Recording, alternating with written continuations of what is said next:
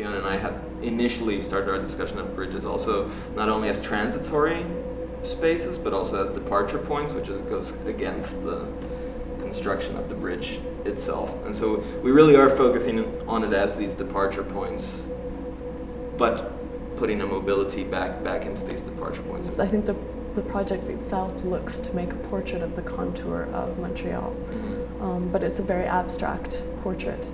It's allowing the spectator to bring his or her own voice into play and interact with something that is a fragment of Montreal, but it's not yelling at them, this is what I am. It very easily opens to a darker side of things, as well as it can be a very kind of hopeful and meditative experience. Je prends des photos avec mon smartphone dans les rues de Montréal, en fait souvent la nuit, le soir, à la nuit tombée, et puis je prends des photos des gens en fait à travers les vitres de leur maison, donc c'est souvent des fenêtres avec des lumières qui viennent de l'intérieur vers l'extérieur. Et puis l'idée c'est de parler un peu du quotidien, de c'est qui ces gens derrière les fenêtres de Montréal qui laissent une part de leur intimité ouverte aux gens qui passent dans la rue. Surtout Beaubien, le Plateau, le Mylène, Rosemont, Petite Patrie, surtout là, mais il y a aussi des photos plus en dehors, ça peut être dans le centre-ville ou choses comme ça, mais c'est surtout focalisé là. C'est sûr que c'est des quartiers qui sont peut-être plus animés que si on va à l'extrémité ouest de l'île.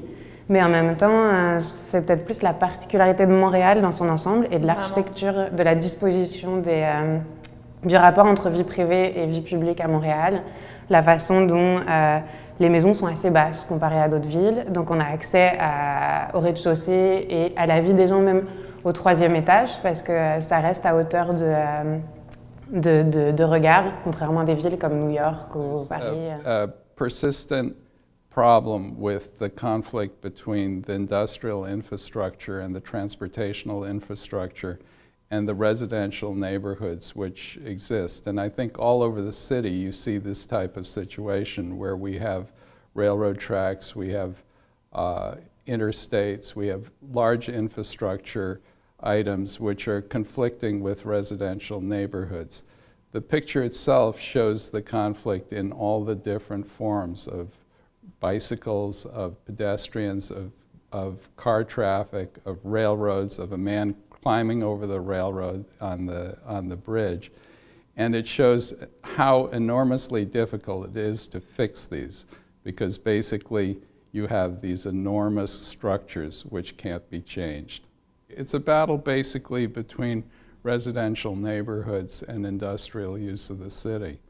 And you always have a conflict between those two things. The tension between the different interests in the city are very clearly shown in this photograph.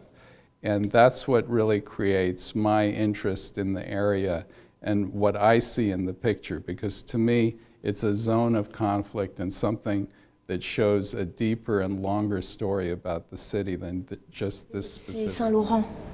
C'est une ville en fait, c'est pas un quartier. Donc c'est pas Montréal en tant que tel, c'est la ville de Saint-Laurent du côté du métro Côte-Vertu. Mais à part ça, il y a des Montréal, il y a des Libanais, bien sûr, un peu partout.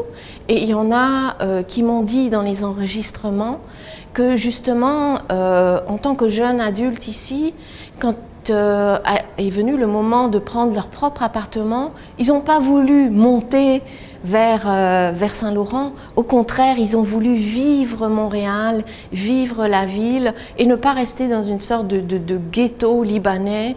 Au contraire, d'aller dans des lieux, de vivre des choses où ça leur permettait de rencontrer des gens qu'au Liban, ils n'auraient jamais rencontrés. Donc des Portugais, des Espagnols, des Russes, des tout ce que tu veux. Alors qu'au Liban, il y a beaucoup plus d'homogénéité.